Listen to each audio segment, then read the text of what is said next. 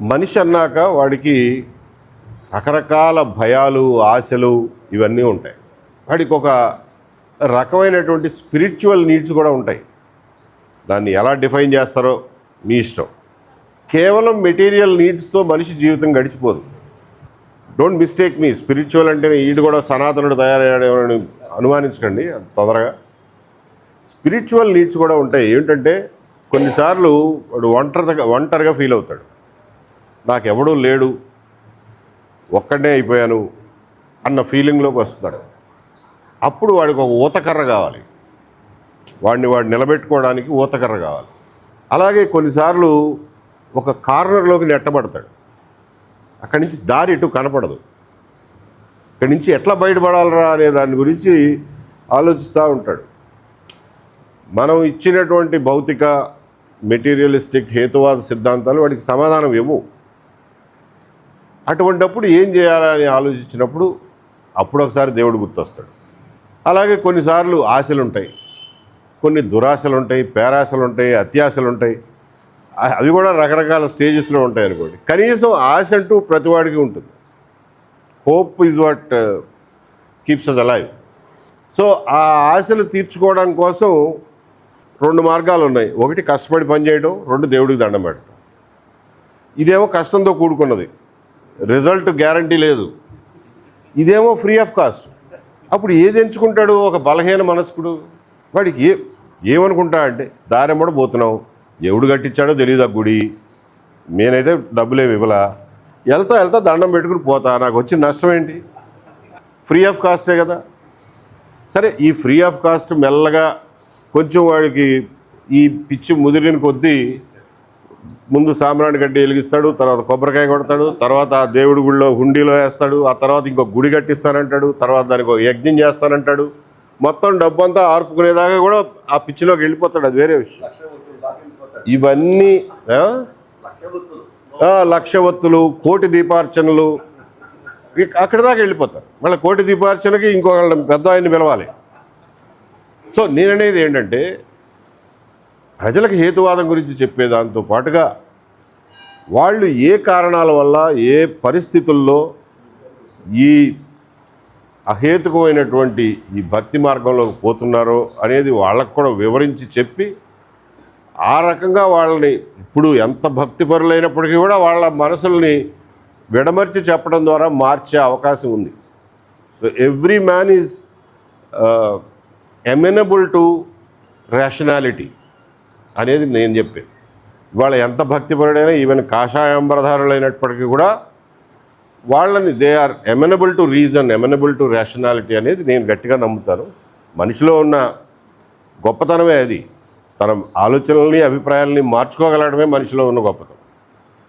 జంతువులకు ఎలాగో పెద్ద అభిప్రాయాలు ఉండవు, అవి మార్చే అవకాశం ఉండదు. కాబట్టి I see lot of hope in, మనం కనుక ఎఫర్ట్ చేస్తే దానికి ఫలితం వస్తుంది అన్న నమ్మకం నాకైతే ఉంది. మనుషుల మీద నమ్మకం ఉంది. ముఖ్యంగా మన ప్రజలకి మనం ఎప్పుడు, ఆయన తప్పకుండా చెప్పే ఉంటాడు ఆయన రాసిన వాటిల్లో, ఈ రోజుల్లో ప్రజలకి హేతువాదులు కానివ్వండి, ఇంకొకళ్ళు కానివ్వండి, చెప్పని విషయాలు ఏమిటాయంటే ఈవెన్ నాస్తికత్వం కూడా మన సనాతనమైనటువంటి భావమేరా బాబు అన్న విషయం ఎవరూ చెప్పట్లా. చార్వాకుడు అంటే ఎవరు?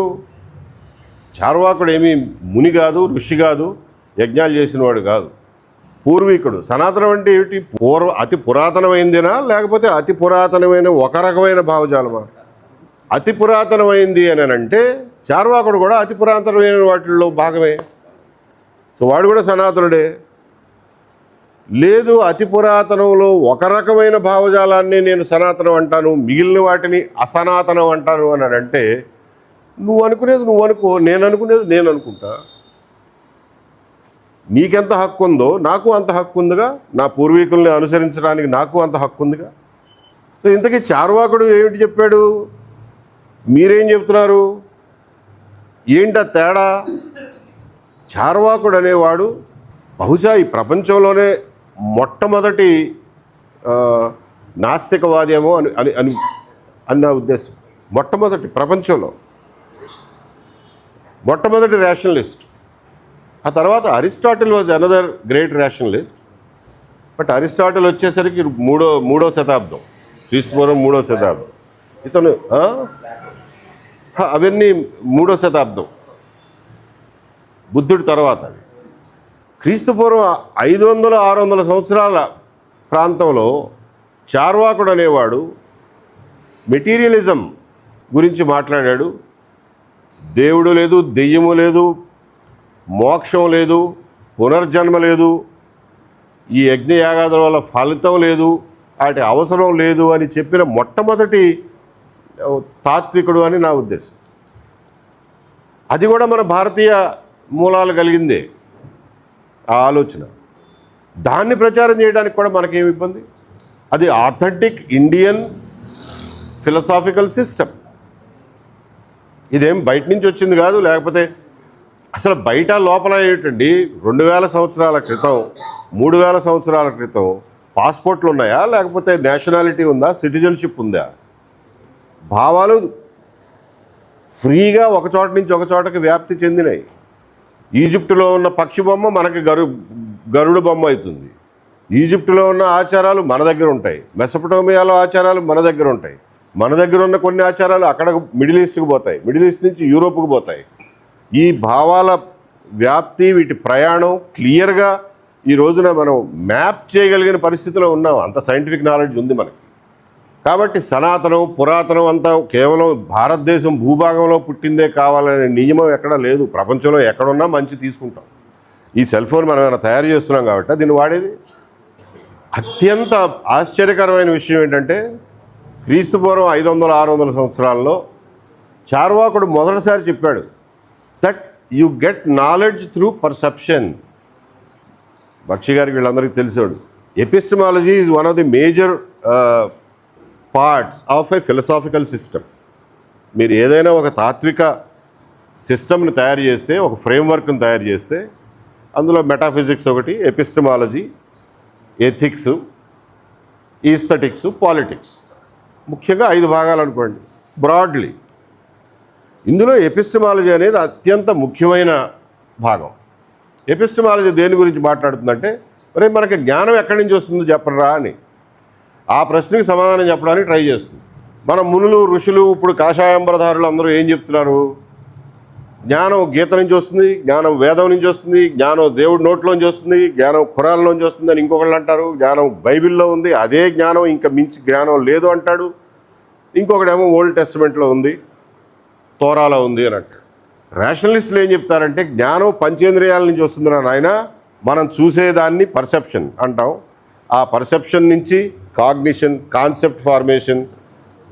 ఇది చూస్తే 4 సార్లు చూసిన తర్వాత చిన్నపిల్లాడికి ఇది ఓహో ఇది దీన్ని చెట్టు అంటారనమాట అన్న కాన్సెప్ట్ వాడికి ఫామ్ అవుతుంది. ఈ కాన్సెప్ట్ ఫార్మేషన్ అవుతుంది. ఈ కాన్సెప్ట్స్ కాంప్లెక్సిటీ పెరిగిన కొద్దీ నాలెడ్జ్ పెరుగుతుంది. చివరికి నువ్వు కంటికి కనిపించిన ఎలక్ట్రాన్స్ని, కంటికి కనిపించిన ఎలక్ట్రిసిటీని తయారు చేయగలుగుతావు, దాని గురించి ఆలోచించగలుగుతావు అనేది ఒక మెటీరియల్ భావన. So this is the rational epistemology.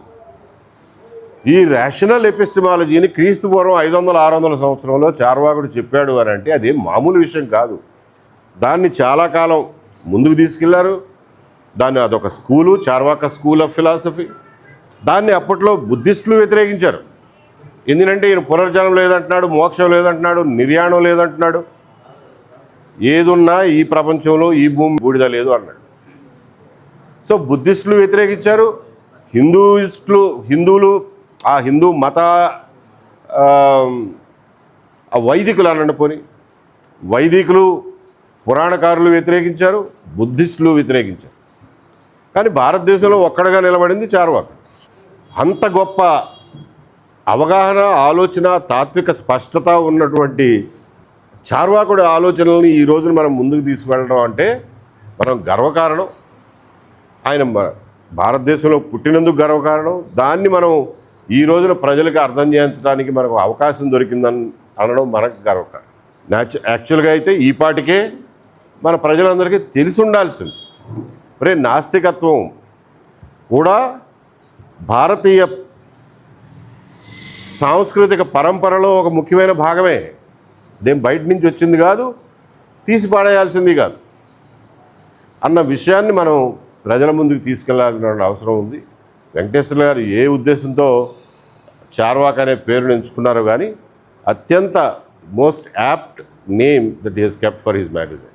ఆ స్ఫూర్తితో మనం దీన్ని ముందుకు తీసుకుపోవాల్సిన అవసరం ఉంది. నేను అన్నట్లు we have to give people a room, an elbow space to take care of their own spiritual needs. ఆ స్పిరిచువల్ నీడ్స్ ప్రతి వ్యక్తికి వ్యక్తిగతం. నాకు ఆశ కలిగినప్పుడో లేకపోతే నాకు భయం కలిగినప్పుడో మీకు భయం కలగదు. నా భయాలు నావి. అసలు అన్ని భయాలకి రేషనాలిటీ ఏమి ఉండదు, కానీ అదొక వాస్తవం. మనిషి భయాందోళనకు గురవుతాడు, ఆశకు గురవుతాడు. కొన్నిసార్లు తనేమిటి అని అని ప్రశ్నించుకునే పరిస్థితికి వస్తాడు. అందుకనే సూసైడ్లు కూడా చేసుకుంటాడు. సూసైడ్ చేసుకోగలిగినటువంటి ఏకైక జీవి మొత్తం ప్రపంచంలో, ఈ సృష్టిలో మనిషి ఒక్కడే. ఎప్పుడైనా గమనించారా? ఇంకెవరి వల్ల, ఏ జీవి వల్ల కాదు సూసైడ్ చేసుకోవడం. కాబట్టి నీ స్పిరిచువల్ నీడ్స్ నీకున్నాయి అబ్బాయి, దాన్ని నేనేం కాదంటలా. నీకు భయం ఎందుకురా, నువ్వు భయమే పడకూడదు అని చెప్పి నేనేం ఇన్సిస్ట్ చేయను. నీ జీవితం, నీ ఇష్టం, నీ వ్యక్తిగతం, నీ అనుభవాలు, నీ బాధలు, నీ భయాలు నీవి. నేనేమి దానికి అడ్డు రావటంలా. ఆ భయానికి నువ్వు ఏ దేవుడికి దండం పెట్టుకుంటావో, వైదికులు చెప్పినట్టుగా ఇంద్రుణ్ణి ప్రార్థిస్తావో, వరుణుణ్ణి ప్రార్థిస్తావో, లేకపోతే ఉపనిషత్తులు పురాణాలు చెప్పినట్టుగా బ్రహ్మ విష్ణు మహేశ్వరులను ప్రార్థించుకుంటావో, లేకపోతే 33 కోట్ల దేవుళ్ళలో ఎవరిని పూజించుకుంటావో నీ ఇష్టం. But keep it to your self. It is your individual issue. It has got nothing to do with the society, much less with the government. నీ వ్యక్తిగత భయాలు అన్నీ నీతోనే పెట్టుకో. నీ మతం ఏదో నీతోనే పెట్టుకో, అది నీ వ్యక్తిగతం. మహా అయితే నీ కుటుంబం వరకు నువ్వు ఇన్ఫ్లుయెన్స్ చేసుకో. అంతకు మించి సమాజానికి ఏమి సంబంధం నీ భయాలతో? సమాజానికి ఏమి సంబంధం నీ గోలతో? అసలు గవర్నమెంట్కి ఏమి సంబంధం? అరే, ఈ మతాన్ని రాజ్యాన్ని విడదీయమనే కదండి 400-500 సంవత్సరాల పాటు కొట్టుకు చచ్చారు యూరోప్ అంతా. ఎన్నో యుద్ధాలు, లక్షల ప్రాణాలు పోయిన తర్వాత కదా రాజ్యం మతం రెండుగా వేరైంది. మళ్ళా ఇవాళ తీసుకొచ్చి అతికిస్తానంటావు. ఇంతకంటే వెనకబడతాను ఏమైనా ఉంటుందా? కాబట్టి ఈ విషయాలని ప్రశ్నించాలన్నా కానీ ఈ రోజున హేతువాదులు తప్ప ఇంకెవరు లేరు. ఆ ధైర్యం మనకు తప్ప ఇంకెవరికి ఉండదు. ఎందువల్లంటే మిగిలిన వాళ్ళందరూ కూడా మనకు ఎందుకు వచ్చింది గొడవ, నిజంగానే దేవుడు ఉన్నాడేమో, ఒక దండం పడేస్తే పోలా అనుకునే భయాల్లో బతికేవాళ్ళు. కొంచెం హేతువాద స్పష్టత ఉన్నవాళ్ళు మాత్రమే ఈ ప్రశ్నలు అడగగలరు, ప్రశ్నించగలరు.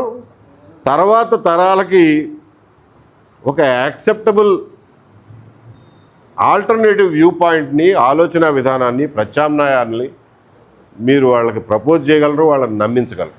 కాబట్టి ఇంతమంది ఈ రోజున ఒక చోట చేరాము అని అంటే నేను దాన్ని చాలా ఆప్టమిస్టిక్గా తీసుకుంటున్నాను.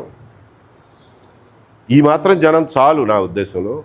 1970లు మేబీ ఎర్లీ 80s వరకు విజయవాడ నగరం తాత్వికత విషయంలో కానీ, రాజకీయాల విషయంలో కానివ్వండి, కొత్త ఆలోచనల విషయంలో కానివ్వండి, పోషించినటువంటి పాత్రకి మనందరం మళ్ళీ ఒకసారి గుర్తు తెచ్చుకుని Vijayawada contribution to the Telugu సొసైటీని గుర్తు తెచ్చుకుని దానికి గర్విస్తూ మళ్ళా తిరిగి విజయవాడ కేంద్రంగా అటువంటి కార్యక్రమాలని పునఃప్రారంభిద్దామని చెప్పి మీ అందరికీ పిలుపునిస్తూ ఇంత ఓపికగా నన్ను భరించినందుకు కృతజ్ఞతలు. నమస్కారం.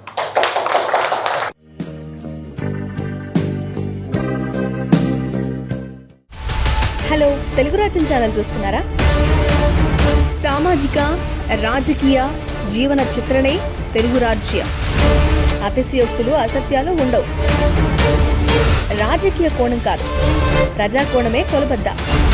తెలుగు రాజ్యం వీక్షణ మీ ఉత్తమ అభిరుచికి నిదర్శనం.